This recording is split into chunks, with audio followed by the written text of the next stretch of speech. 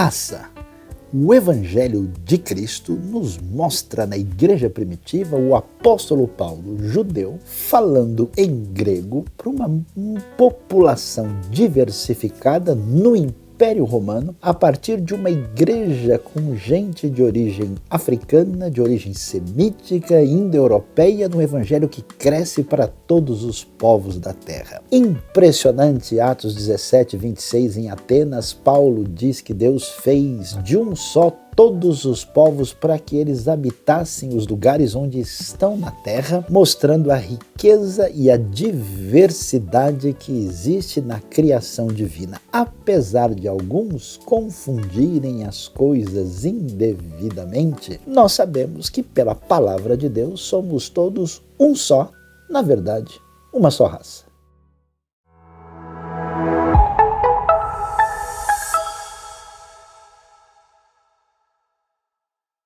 Bem-vindos a mais uma celebração IBNU. É um prazer ter vocês aqui conosco. Vamos celebrar?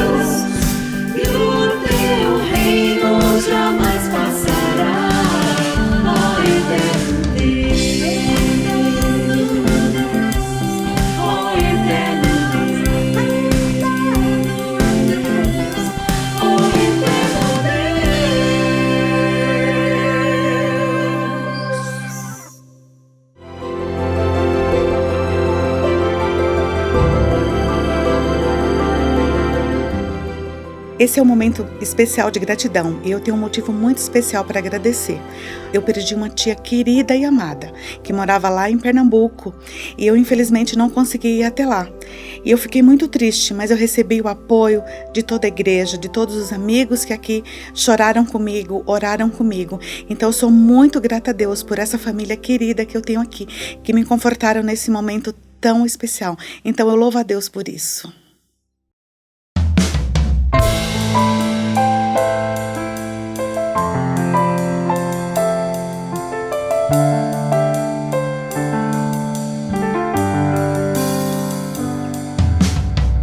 Sopra sobre nós teu sopro, reunidos neste ajuntamento, honra e santifique este momento,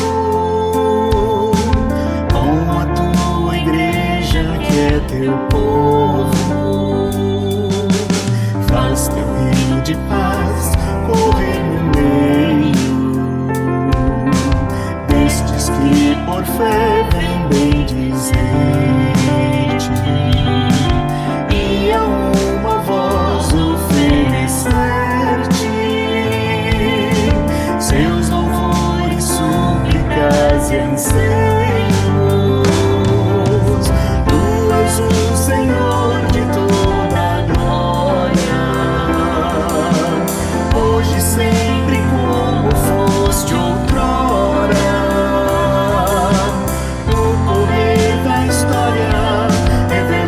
Seu amor, Deus bendito, Rei e Salvador. Deus bendito, Rei e Salvador.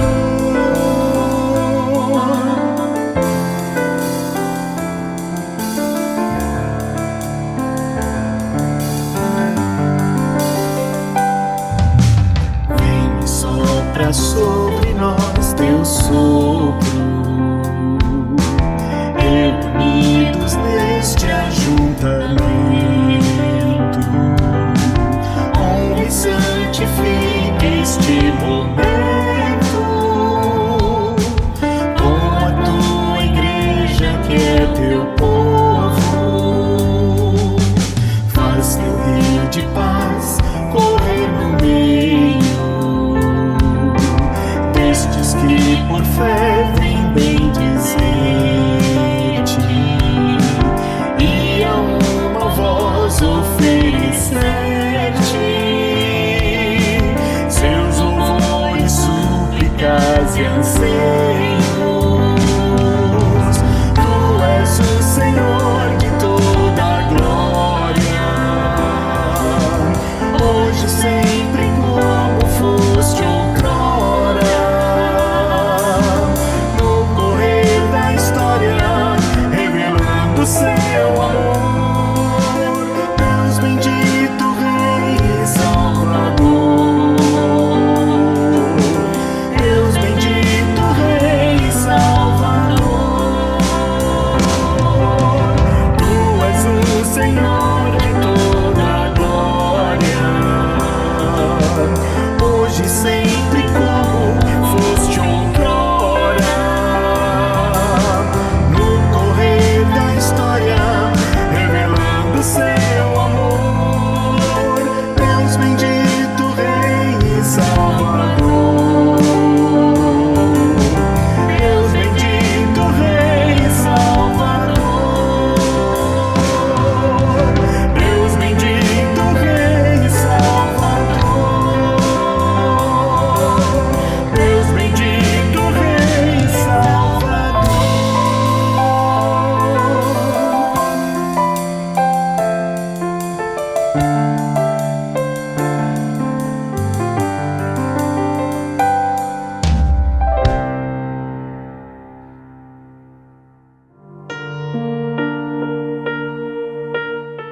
Ficar preocupado, ficar muito nervoso, resolver a coisa do jeito que dá, não. Em tudo, diante de Deus, sejam conhecidas as suas petições, nas nossas súplicas, as nossas necessidades apresentadas diante de Deus. Eu não sei qual é a situação que você está enfrentando, mas eu convido você a acompanhar comigo uma oração agora, quando nós vamos apresentar nossa dor, nosso problema, nosso pedido, nossa necessidade especial diante de Deus. Aí mesmo onde você está, coloque a sua mão no coração, vamos orar. Deus bondoso, Pai amado, conforme a direção da Tua palavra, nós queremos orar a Ti. Pedimos que o Senhor nos abençoe. O Senhor conhece a nossa luta, a nossa dor, nossa necessidade.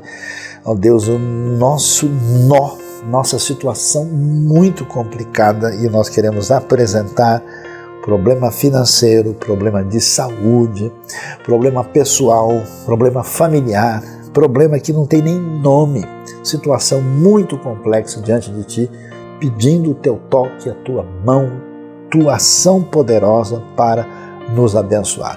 Muito obrigado pela Tua misericórdia, pelo Teu poder disponibilizado através do nome de Jesus, e pedimos agora a Tua intervenção, confiando na Tua poderosa e misericordiosa mão. Em nome de Jesus é que oramos. Amém.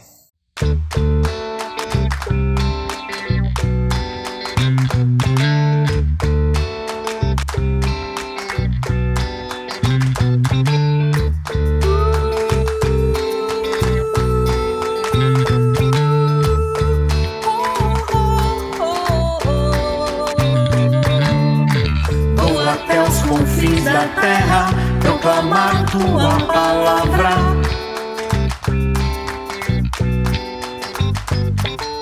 Anunciar o amor de quem morreu e se entregou por mim. Se Ele foi capaz de me amar assim, como um pecador entregue ao mal, mas viver só para mim, vou viver pra Cristo até o fim. Vou viver pra glorificar ao meu Rei amado, Salvador. Nunca vi um amor igual, que a todos quer livrar do mal. Sempre te amarei e te servirei pra sempre.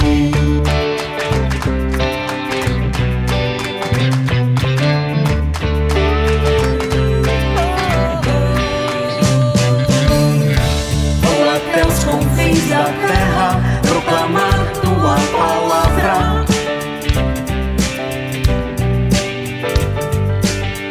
Anunciar o amor de quem morreu e se entregou por mim, por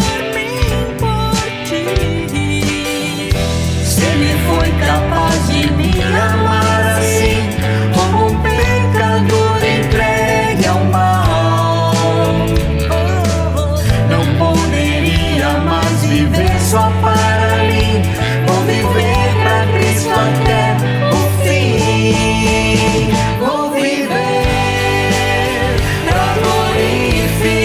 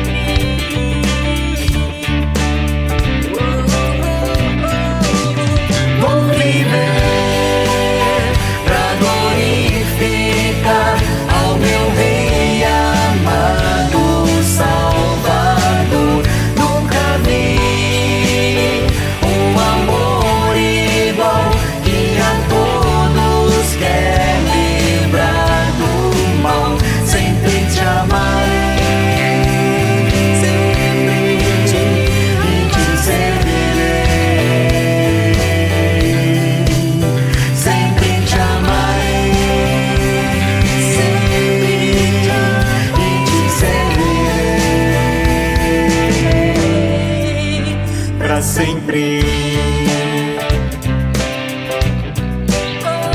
Te amarei, Senhor, pra sempre. Eu te amarei, Senhor, pra sempre.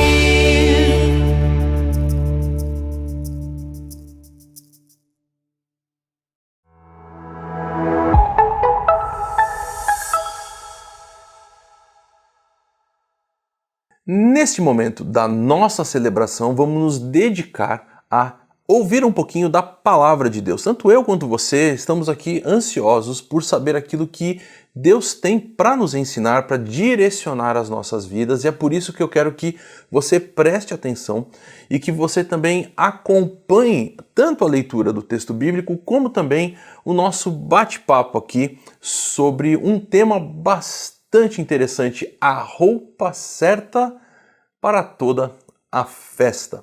Bom, quem não gosta de festa, e aliás, há pouquíssimo tempo atrás, estamos aqui em janeiro de 2025, tivemos as festividades de fim de ano. Passamos aí de 2024 para 2025 e aí, nessas últimas semanas, temos Natal, uma comemoração incrível, fantástica, da graça de Deus que foi derramada sobre todos nós com a vinda do seu Filho Jesus, que nasceu naquela manjedoura, nasceu naquele lugar tão simples e pobre, mas tão cheio da glória de Deus para trazer a salvação para este mundo. E sim, nós celebramos, nós até mesmo curtimos muito esse tempo, onde nós nos encontramos com uma família, onde nós nos encontramos com os amigos, trocamos até mesmo presentes, abraços, sorrisos, um tempo tão especial. Logo depois temos a virada do ano, geralmente celebrada com fogos, celebrada com a família reunida, com muita comida boa, celebrada com expectativas profundas de que aquilo que aconteceu em 2004 de bom continue para 2025 e aquilo que de repente ficou meio fora, que não estava exatamente de acordo com pelo menos aqueles que eram os nossos planos, da gente ter um ano melhor, ter uma qualidade de vida melhor, ter uma expectativa melhor, até mesmo de nos reencontrarmos com propósitos, com objetivos, com tantas coisas. E, sem sombra de dúvida, uma das questões que sempre estão ali inseridas com isso é a questão de como que nós vamos para essa festa, qual a roupa que nós vamos usar. E eu acho isso bastante significativo, né? É óbvio que há várias questões místicas sobre isso, qual não é o nosso propósito aqui, afinal de contas, nós não entendemos que qualquer cor de roupa ou qualquer outra realidade desse jeito faça algum bem, no sentido de que ela vai trazer alguma coisa realmente para o próximo ano ou para a nossa vida, mas sem sombra de dúvidas temos aquela expectativa de muitas vezes comprar uma roupa nova, de estarmos ali com aquilo que é bom, aquilo que é agradável, aquilo que nos faz bem, aquilo que inclusive demonstra a nossa expectativa de algo diferente, de algo novo para nós e também para os nossos familiares. Desde criança eu lembro da expectativa da compra, né? Da saída com os pais para fazer as compras, depois agora já como pai também, com as minhas filhas, comprar a roupa nova e até mesmo toda aquela coisa, olha pai, a roupa nova que eu tô, como você acha que eu tô bonita? A esposa, enfim, e todos. É um momento muito gostoso. E celebrar a vida, celebrar tudo isso, todas essas questões importantes da nossa vida, faz sentido e é bom que nós possamos fazer assim. Mas eu quero ler com vocês um texto que trabalha com um aspecto que essa troca de roupa é bastante significativa e que nos ajuda a repensar sobre como nós vamos viver a nossa vida, como nós vamos planejar o nosso ano de 2025, e eu espero que não somente o ano de 2025, mas que essa troca de roupa possa ser uma troca de roupa definitiva, uma troca de roupa que realmente vai fazer sentido para 2025, porque vai fazer sentido para a nossa vida, vai ter uma transformação, e aí que é já vou dar o spoiler do nosso bate-papo aqui, da nossa reflexão, porque é uma troca de roupa interna e não simplesmente, né, trocar aqui, sei lá, colocar em vez dessa camiseta verde aqui, colocar uma camiseta azul ou colocar uma camiseta de outra cor, mas é realmente essa troca interior que vai refletir no exterior e que vai atingir não só a nossa vida, mas vai atingir as outras pessoas e vai transformar a situação de vida de outras pessoas também. E eu quero convidar você a ler comigo o texto de Efésios, capítulo 4, a partir do versículo 17. O texto é grande, nós vamos ler do 17 até o 32, mas eu quero convidar você, nesse momento aí, abra sua Bíblia também, acompanhe, vai estar projetado também aqui na tela e você vai poder acompanhar com a gente. Olha só o que Paulo escreve para aqueles nossos irmãos na cidade de Éfeso, a seguinte informação.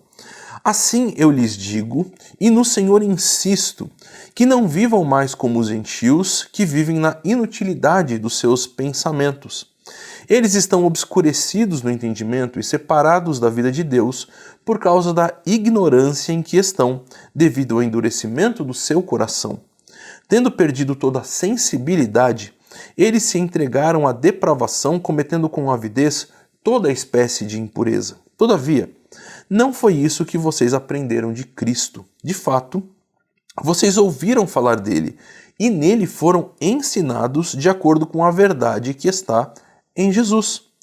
Quanto à antiga maneira de viver, vocês foram ensinados a despir-se do velho homem, a que se corrompe com desejos enganosos, a serem renovados no modo de pensar e a vestir-se do novo homem, criado para ser semelhante a Deus em justiça e em santidade provenientes da verdade. Portanto, cada um de vocês deve abandonar a mentira e falar a verdade ao seu próximo, pois todos somos membros de um mesmo corpo. Quando vocês ficarem irados, não pequem. Apaziguem a sua ira antes que o sol se ponha e não deem lugar ao diabo.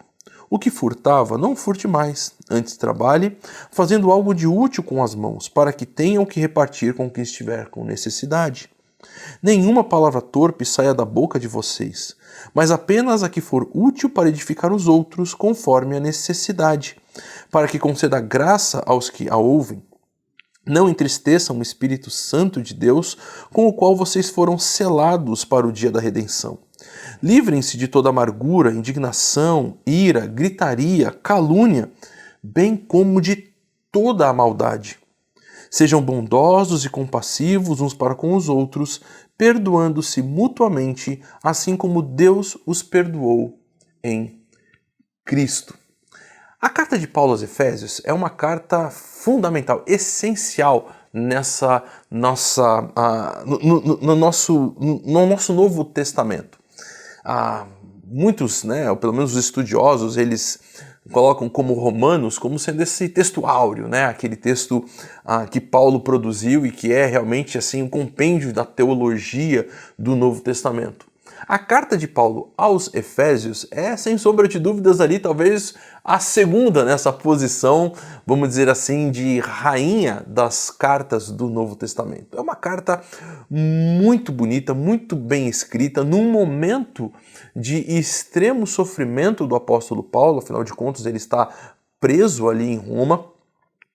E ele inclusive começa o nosso capítulo 4 falando sobre isso: como prisioneiro no Senhor eu rogo pela maneira de vocês viverem. Ele está preso e nesse momento olhando ali ainda encarcerado para as igrejas e desejando ardentemente ver aquelas igrejas agindo, aquelas pessoas, porque nós sabemos as igrejas são as pessoas, que essas pessoas realmente pudessem ser reflexo da glória e da graça de Deus onde elas estavam.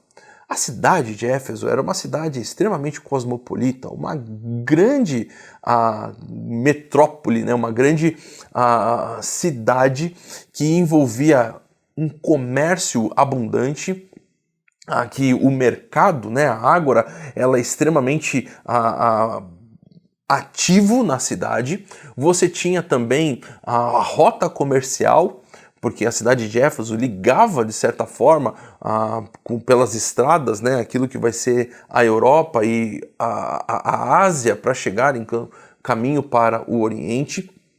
Você vai ter porto na cidade de Éfeso, que era um porto extremamente pujante, um porto cheio de atividade, um porto com muitas ações ali, muito comércio sendo feito, o que trazia um bem-estar, vamos dizer assim, econômico para a cidade muito bom. E você tinha também aquilo que nós podemos chamar de turismo religioso, se é que podemos colocar assim. A cidade ela tinha a grande festa, né, o grande templo da deusa Ártemis. Algumas traduções também trazem a Diana dos Efésios, um culto extremamente ligado com tudo aquilo que envolve a relação de até mesmo de sacerdotisas cultuais, um culto extremamente ligado à relação de fertilidade, ou seja, tudo aquilo que envolve toda essa proposta de algo crescente, de algo de uma cidade próspera. Também tinha as suas festas de culto, o deus Baco, né, o deus também chamado de Dionísio, que envolve toda essa ideia de festividades, de bebida, né, do vinho.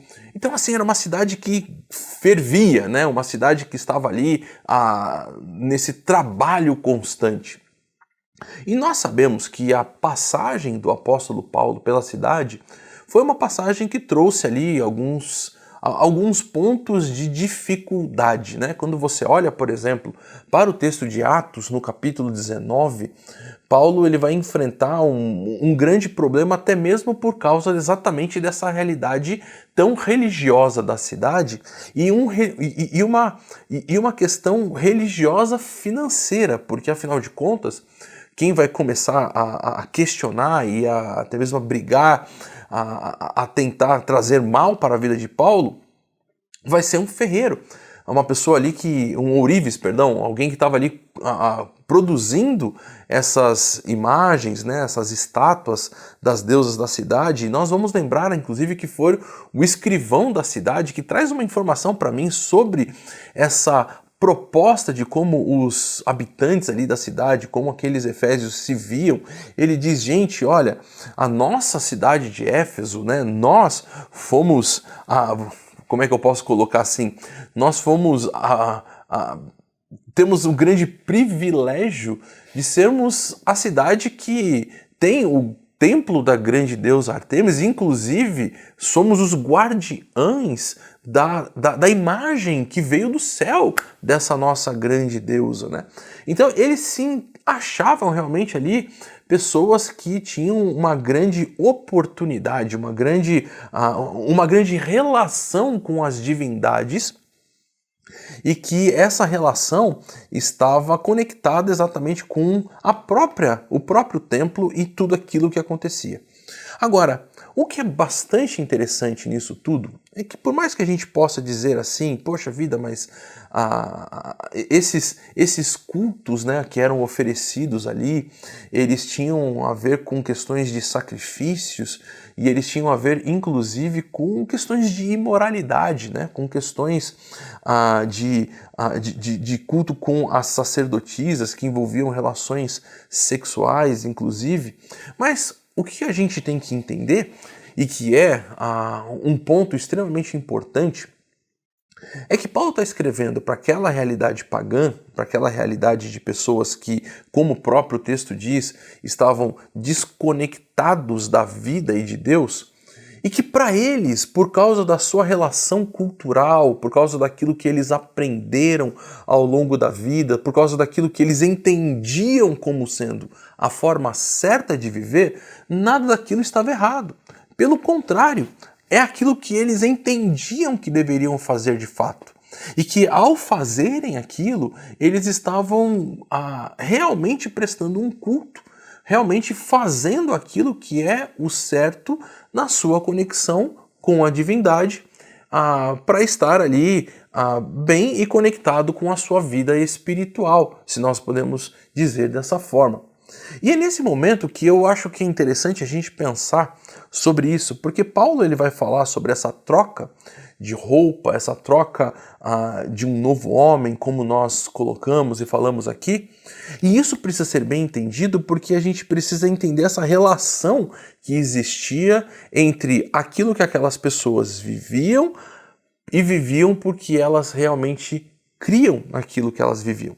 É por isso que quando a gente olha para o nosso texto, Paulo, por exemplo, vai começar dizendo assim, ó: eu lhes digo e insisto que não vivam mais como os gentios. Eu acho essa expressão bastante interessante e importante da gente analisar. Porque o que Paulo está propondo para essas pessoas aqui? Eles eram gentios. Porque quem era o gentio? O gentio era aquele que não fazia parte do povo de Israel, do povo judeu. Esse era o gentio. Então, assim, o fato de que Paulo está escrevendo para uma igreja de uma cidade gentílica, formada em sua maioria, inclusive, por pessoas que eram gentias, e ele escreve agora, olha, não vivam mais como os gentios. Paulo está trazendo para essas pessoas essa reflexão extremamente importante a respeito de como eu vivo aqui, em relação a tudo aquilo que eu aprendi ao longo da minha vida. E, gente, isso é bem interessante, é bem importante a gente considerar. Eu, por exemplo, nasci e cresci no litoral, né, e vivo até hoje no litoral. E é óbvio que a forma de viver, a forma de se vestir, a forma até mesmo de se expressar é bastante diferente daqui da capital, que com certeza também é muito diferente do interior, e mesmo aqui dentro da capital nós vemos tantas diferenças da forma de falar, da forma de se vestir, da forma, enfim, de viver. Mas a grande pergunta que a gente tem é exatamente como que eu faço uma análise objetiva entre aquilo que eu vivo e aquilo que eu decidi passar a viver. É óbvio que eu nunca vou deixar de ser santista, até mesmo de torcer para o Santos. Faz parte aí de como eu cresci. Mas muitas coisas ao longo dessa vida, fui morar um tempo no interior de São Paulo, depois passei 7 anos morando aqui também na capital, e muitas das coisas que eu fazia e que eu fazia desde criança, eu comecei a ver uma outra forma de se fazer e passei até mesmo a agir de outra maneira. Até mesmo algumas gírias, algumas expressões idiomáticas foram anexadas ao meu vocabulário e até algumas perdidas daquilo que eu tinha quando era adolescente e vivia ali na praia e vivendo com os meus amigos. A questão é que essas pessoas, elas não iam deixar necessariamente de ser gentios, porque afinal de contas, eles eram ali pessoas que nasceram na Ásia Menor, que nasceram em outros lugares e que não eram judeus de fato. Mas o ponto principal para Paulo aqui, olha só, é o fato de eles viverem na inutilidade dos seus pensamentos. E se você observar a sequência daquilo que Paulo fala, é bem pesado. Nós falamos aqui inutilidade dos pensamentos, obscurecidos no entendimento, separados da vida de Deus e perderam toda a sensibilidade. Veja só 4 aspectos que Paulo traz aqui da vida que caracteriza essas pessoas como esses gentios. E aí vale a pena então a gente refletir como é essa nossa vida, mesmo que, sei lá, eu nasci dentro de uma família cristã, cresci aprendendo sobre fazer os devocionais, cresci aprendendo sobre a importância da comunidade cristã, da relação com os meus irmãos, do serviço missionário, do servir na igreja, de que realmente nós estamos numa comunidade onde fazemos parte um do outro, que é inclusive todo o aspecto maior desse capítulo 4, onde Paulo está nos chamando a viver em unidade dentro da igreja de Deus. Ele traz essa informação, olha, cada um de nós precisa avaliar isso. avaliar se a nossa forma de viver está dentro desses padrões de inutilidade do pensamento, obscurecidos no entendimento, separados da vida de Deus e que perderam a sensibilidade. Porque essa relação traz aspectos para a vida. Ele vai dizer assim, olha só, isso acontece por causa da ignorância que estão vivendo, porque eles endureceram o seu próprio coração e porque eles se entregaram à depravação e a toda espécie de impureza. Talvez aqui a gente possa parar e falar assim, poxa, não, mas eu tenho uma vida toda certinha, né? Sou um bom marido, sou um bom pai, tenho o meu trabalho onde eu sustento a partir dele a minha família, inclusive tenho ajudado outras pessoas, algumas, sei lá, ONGs ou outra realidade que cuida de pessoas. Mas a proposta aqui principal não é esse tipo de coisa, mas é principalmente essa avaliação de se há algo dentro de mim que ainda está dentro de um coração endurecido, de um coração obstinado, de que se dentro de mim ainda há esses desejos desenfreados por algumas coisas que talvez eu saiba que são erradas, ou se eu avaliar os meus desejos, eu coloco algum tipo de filtro para saber se esses desejos realmente estão condizentes com aquilo que é a vontade de Deus. Se estiverem, olha, com certeza você não precisa mudar esses desejos. Agora, se você não faz essa avaliação, talvez você vá passar a vida inteira achando que está fazendo aquilo que é o certo, mas de fato não está fazendo aquilo que é o certo. Então, eu quero convidar você nesse momento a aproveitar esse nosso tempo de reflexão para fazer essa autoanálise. Porque talvez até mesmo alguma coisa daquilo que você diga, alguma coisa que envolve a sua forma de pensar, as suas ações e reações, por mais que fale assim, mas era o jeito da minha família ser, mas é o jeito aqui da minha comunidade ser, mas é o jeito que eu fiz desde que eu era criança. Talvez ela ainda não esteja, não tenha passado pelo filtro do Evangelho que nos transforma a agir da forma como Paulo vai continuar o seu texto. A agir da forma como nós aprendemos de Cristo Jesus. E aí nós temos esse nosso norte tão especial. Então, peraí, a forma como nós devemos agir não é simplesmente, mas porque é o jeito que eu aprendi do meu pai. Ou talvez até mesmo, porque é assim que o meu pastor me ensinou. Mas a forma como eu e você precisamos agir precisa estar de acordo com o que Jesus ensinou. E, gente, eu conheço pessoas, e provavelmente vocês também conhecem, e eu espero que eu e você não sejamos essas pessoas, que por causa desse coração obstinado, eu falo assim, não, mas sempre foi assim, então para mim tá bom, não preciso mudar. Olha, mudar é sempre bom. Mudar, se for para melhor, para estar mais parecido com Jesus, gente, é sempre bom. Então mude. Reflita sobre a sua vida e mude. Coloque Jesus como sendo esse padrão da sua vida para que você possa realmente reagir às questões do dia a dia. E é interessante a forma como Paulo, então, ele vai dar prosseguimento sobre tudo isso, porque não é de uma forma subjetiva e nem de uma, vamos assim, de uma partícula de possibilidade, né? Mas Paulo, ele vai fazer uma coisa taxativa.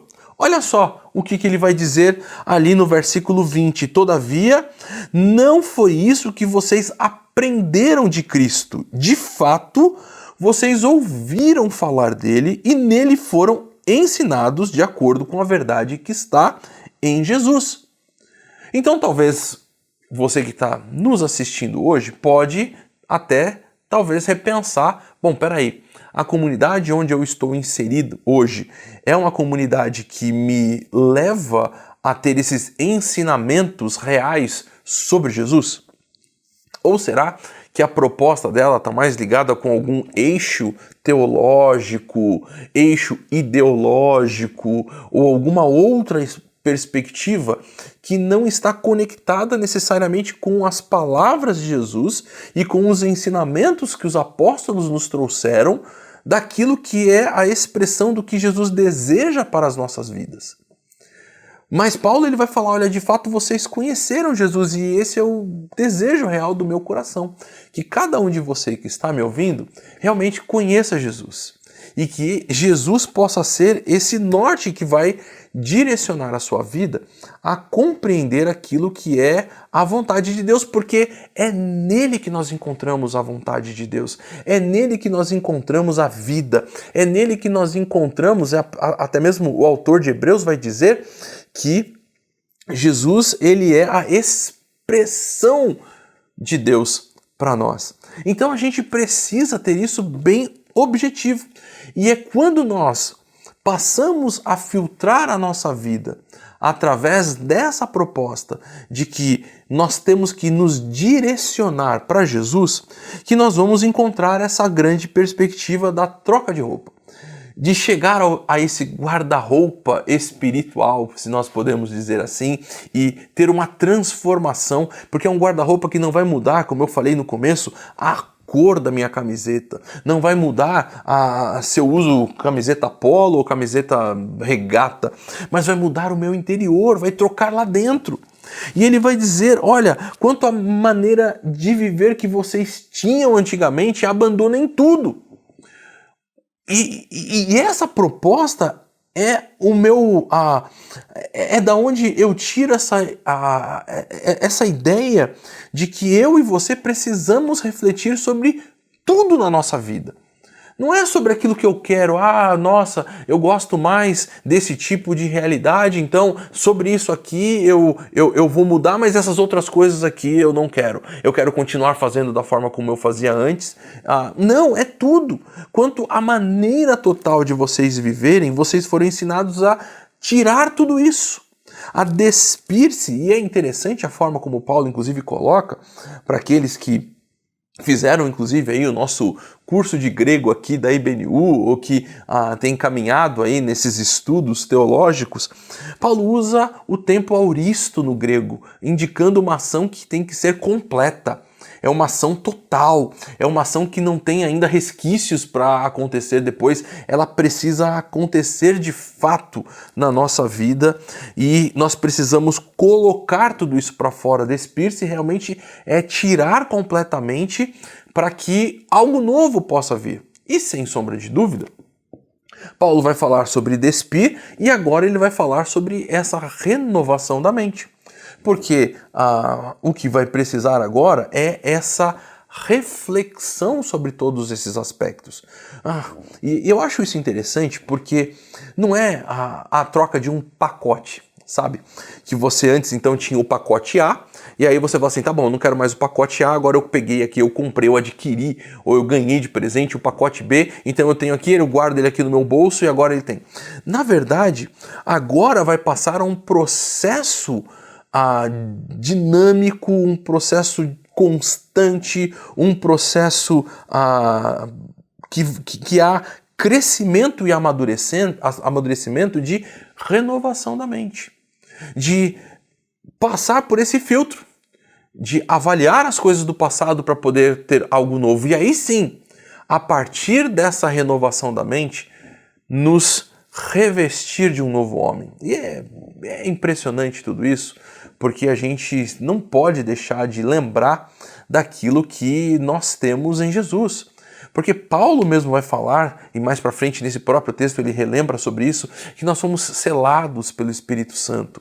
Paulo vai falar em Romanos capítulo 5 que por meio de um homem entrou o pecado, agora pelo novo homem, Jesus, nós temos a vida, nós temos a garantia da salvação, nós temos a garantia do perdão, nós temos a garantia de ter esse relacionamento íntimo, pessoal, gostoso com Deus.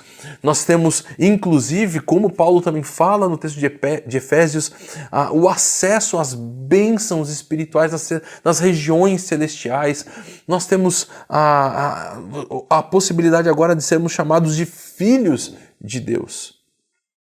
E agora nós vamos nos revestir desse novo homem. revestir desse novo homem que é a semelhança de Jesus, onde ele é o nosso alvo.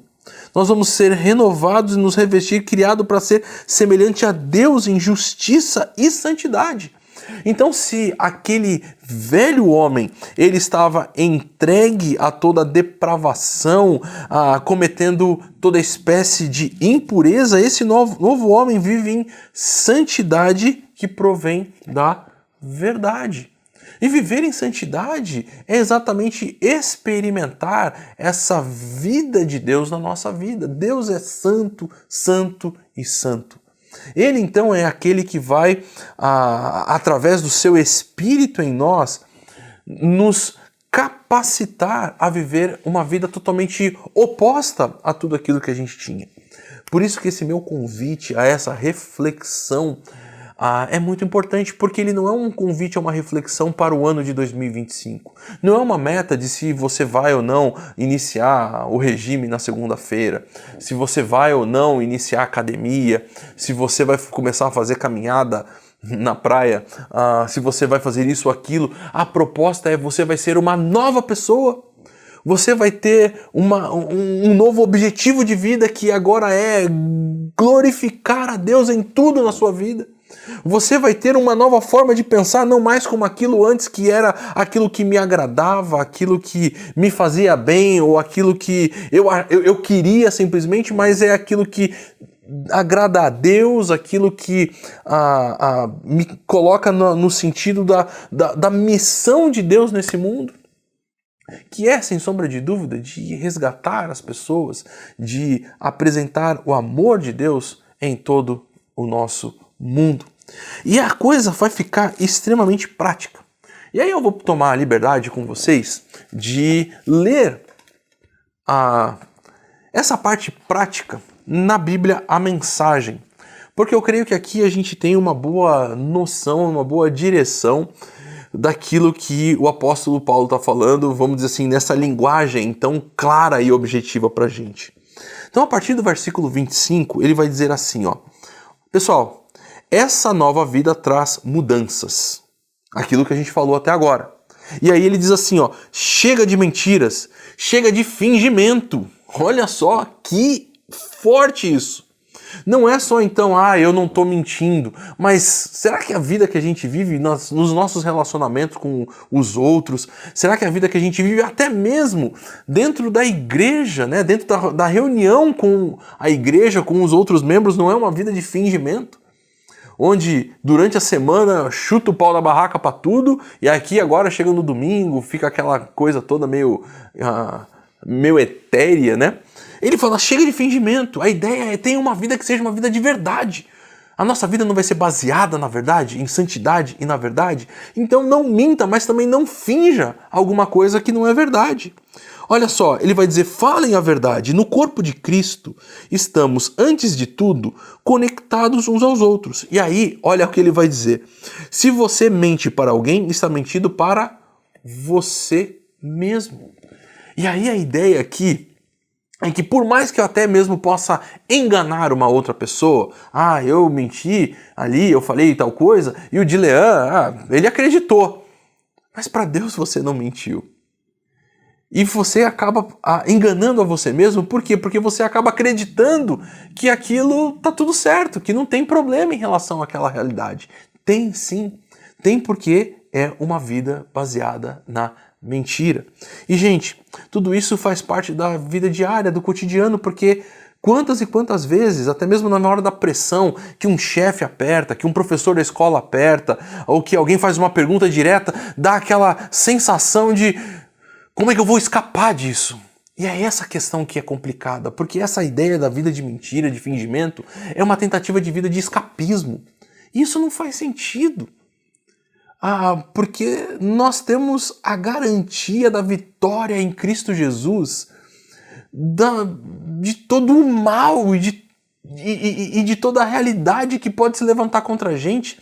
Não no sentido que a gente não vai passar por sofrimentos e de tudo assim, mas que quando a gente está vivendo a verdade, nós estamos vivendo de acordo com a vida dele. E é isso que nós precisamos nos apegar. E ele continua, olha só os versículos 26 e 27. É normal ficar com raiva. É claro que todos sentem raiva, mas não alimentem vingança no coração. Não deixem que a raiva domine muito tempo. Resolvam o problema antes de dormir. Não deem mole para o diabo. Não deixem que ele prejudique a vida de vocês. Essa ideia aqui envolve essa proposta de que não só agora, no versículo 25, eu vou viver a verdade, porque aquilo é mentir para mim mesmo e viver um engano na minha vida, mas no meu relacionamento com o próximo. É por isso, pessoal, que o título, inclusive, eu coloquei a roupa certa para toda festa. Porque agora vai envolver o meu relacionamento com o próximo, vai viver aquilo que a gente falou. O que é a festa? É esse desejo de estar com as pessoas que a gente ama, de alegrar com aqueles que a gente ama, festejar, desejar o bem, fazer o bem. E é isso agora que o apóstolo está propondo para a gente. Que a gente vai viver essa festa. Porque a gente vai viver a verdade. Quando coisas acontecerem que tirem um pouquinho desse nosso bem-estar, que mexem ou que até mesmo machuquem a nossa vida, a gente vai entender que talvez ali a raiva veio na hora, mas eu não vou me deixar dominar por ela. Eu não vou permitir que vingança entre no meu coração. Eu vou resolver aquele problema o mais rápido possível. E quando ele fala, faça isso antes de dormir, é exatamente para que você não perca tempo. Não deixe para amanhã o que você pode fazer agora. Vá agir e acertar isso. E ele diz mais, no versículo 28, né? Vocês costumavam roubar para levar vantagem? Não façam mais isso. Arrumem um emprego decente, até mesmo para poder ajudar os que não têm condições de trabalhar. Olha que festa é essa? A festa de você poder ser grande bênção na vida de pessoas que talvez agora estejam passando por necessidade. E, gente, isso não traz realmente uma alegria para a nossa vida e para o nosso coração? Não pelo fato de que a pessoa está, mas pelo fato de que nós podemos ser esse braço de Deus. É interessante, né, quando Jesus fala, vocês me deram água, vocês me deram de comer, quando vocês me deram de vestir. E o pessoal, mas quando nós fizemos isso? Quando vocês fizeram a esses que estavam passando por essas necessidades. E agora nós podemos ser exatamente isso. Ser esse agir amoroso de Deus na vida de pessoas. Porque nós não estamos simplesmente querendo levar vantagem. Nós não estamos trabalhando simplesmente porque eu quero pensar no meu bem-estar somente, mas eu quero pensar naquilo que pode envolver a glória de Deus, a perceber que pessoas podem também glorificar a Deus comigo por estarem recebendo da graça de Deus através da minha vida. O versículo 29, bastante conhecido por nós, diz assim, tenham cuidado com a maneira de falar. Nunca saia da boca de vocês nenhuma besteira ou até mesmo uma baixaria. Falem apenas o que é útil e que ajude os outros. Cada palavra de vocês deve ser sempre um presente para as outras pessoas. Olha só, um presente que envolve uma festa. Essa ideia de que nós estamos agora festejando com essas pessoas e que quando nós estamos junto com elas, aquilo que sai da minha boca é realmente um presente para a vida delas. E, gente, não é interessante essa realidade? Porque a nossa palavra pode realmente ser bênção, como também pode ser maldição. Com os nossos lábios nós louvamos a Deus e também maldizemos pessoas. E nós precisamos então refletir sobre isso, sobre como é essa nossa forma de viver através daquilo que a gente fala. E aqui eu quero ampliar isso, não é só aquilo que a gente fala de forma audível, mas da nossa comunicação como um todo. Da nossa comunicação audível, da nossa comunicação por escrita, por mensagem de texto, digital, até mesmo pela nossa comunicação talvez corporal. Será que a gente pode analisar, reavaliar essas questões para que a gente possa em tudo glorificar a Deus naquilo que nós estamos fazendo? E é por isso que a festa, ela não fica só nesse ambiente pessoal, mas ela extrapola isso. Ele diz assim, não entristeçam Deus, nem lhe causem nenhum desgosto. O Espírito Santo que se move e respira em vocês é quem nos leva à intimidade com Deus e os deixa em condições de se relacionar com Ele. Não desprezem este presente maravilhoso. Essa nossa festa, então, não é só com os nossos amigos, com as pessoas com quem nós encontramos, mas é um relacionamento íntimo e gostoso com Deus. Ele é um presente para cada um de nós. E nós precisamos, então, nessa análise de deixar as coisas do passado e reavaliar para nos revestir desse novo homem, a imagem de Deus que está caminhando segundo Jesus, termos esse relacionamento com o próprio Pai. E é por isso que ele termina dizendo assim, olha, para de conversa profana, de difamação, de coisas que são nocivas. Sejam gentis e sensíveis ao próximo, perdoem-se uns aos outros, assim como Deus, em Cristo, os perdoou com perdão total e incondicional. E essa, então, é um propósito de vida para a gente. É a gente agora espelhar essa graça de Deus e aquilo que nós recebemos de Deus para os outros. Então nós precisamos aplicar tudo isso na nossa vida, em primeiro lugar, reconhecendo quem nós éramos e quem nós somos em Cristo Jesus. Paulo vai falar sobre nós estávamos mortos nos nossos pecados, na nossa maneira de viver. Nós éramos como essas pessoas obscurecidas, com um coração endurecido. E essa reflexão de avaliação da nossa vida, não simplesmente não aceitei Jesus e agora estou caminhando, né? Mas algo ativo, uma reflexão pessoal e ativa para que nós possamos realmente a cada dia sermos de fato mais parecidos com Jesus. Estamos trilhando esse caminho em direção àquilo que o Senhor quer para cada um de nós. É isso que eu espero de mim e de você para esse ano de 2025. Pessoas mais parecidas com Jesus, que têm deixado a vida errada para trás e seguindo, não simplesmente com aquilo que ensinam, mas com aquilo que a gente aprende de Jesus, nesse relacionamento íntimo, pessoal, diário com Ele e com o próximo. Que Deus te abençoe.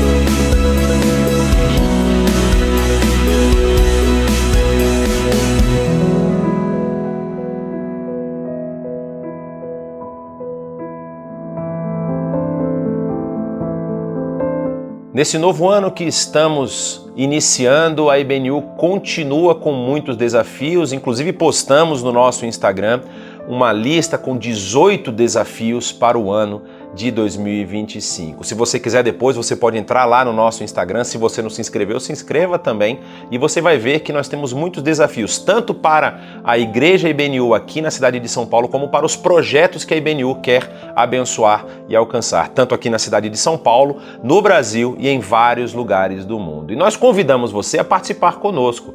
Deus tem nos dado a alegria e a oportunidade de sermos sal e luz, como o próprio texto bíblico vai nos orientar, e também sermos bênção na vida das pessoas que têm chegado até nós. Por isso eu convido você a colocar a sua vida diante do Senhor, colocar as suas habilidades, as suas aptidões e também todos os recursos que você tem, porque como a gente fala aqui na IBNU, não existe nada que passe nas nossas mãos que não tenha vindo da mão de Deus. Então dedicar isso ao Senhor é a forma mais sábia de viver. Convido você a colocar isso diante do Senhor e participar conosco na bênção que Deus está derramando sobre a vida das pessoas em vários lugares do mundo. Convido você a orar comigo, colocando os seus bens, a sua vida, a sua habilidade nas mãos do Senhor para que seja utilizada da melhor forma possível. Vamos orar?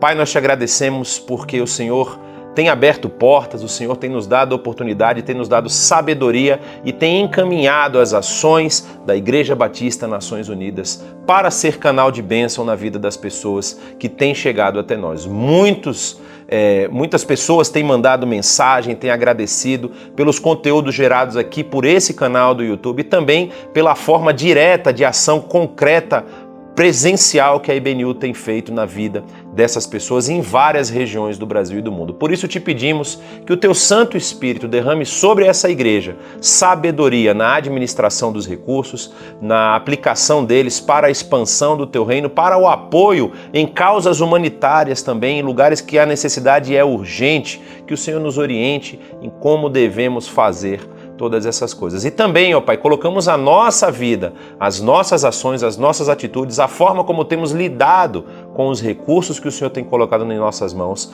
que a sabedoria do Teu Santo Espírito possa também inundar nossas mentes, para que nós apliquemos tudo da forma como o Senhor quer, tanto para o nosso próprio benefício, como para o benefício da comunidade, para o benefício do Teu reino. Assim oramos, agradecidos por tudo, no nome do Teu Filho amado Jesus. Amém.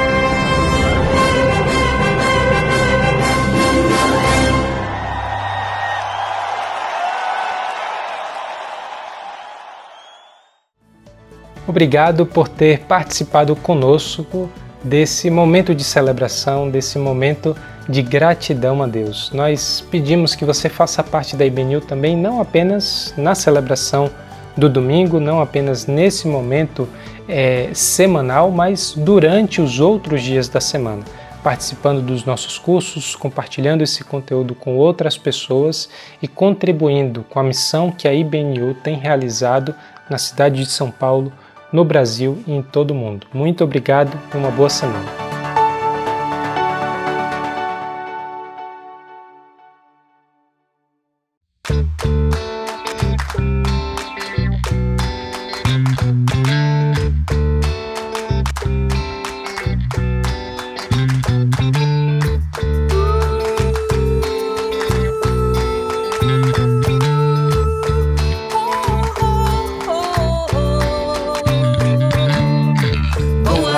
Confins da terra, proclamar tua palavra.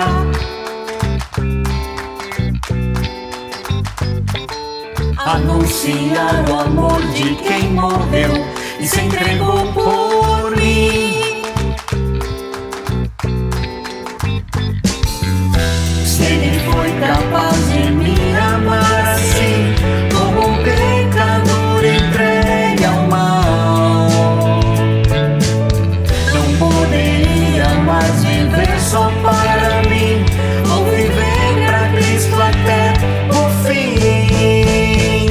Vou viver pra glorificar ao meu Rei amado, Salvador. Nunca vi um amor igual, que a todos quer livrar do mal.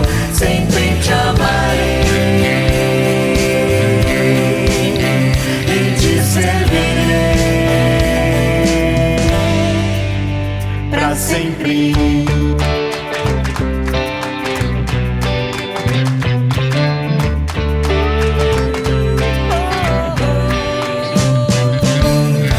Vou até os confins da terra, proclamar tua palavra.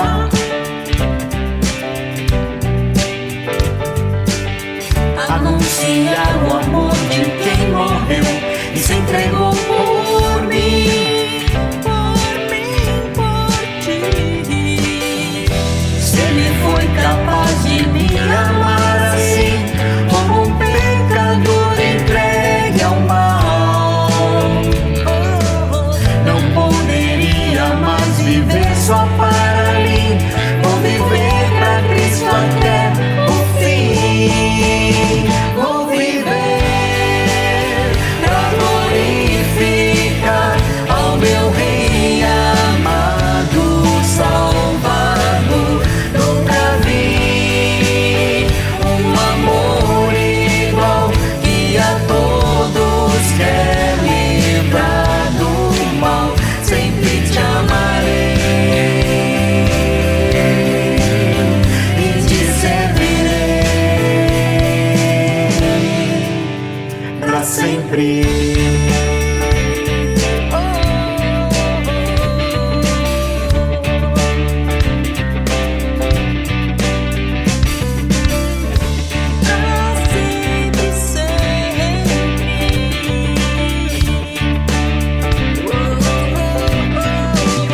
Vou viver pra glorificar ao meu Rei amado, Salvador. Nunca vi um amor igual, que a todos quer livrar do mal. Sempre te amarei e te servirei. Sempre te amarei e te servirei pra sempre.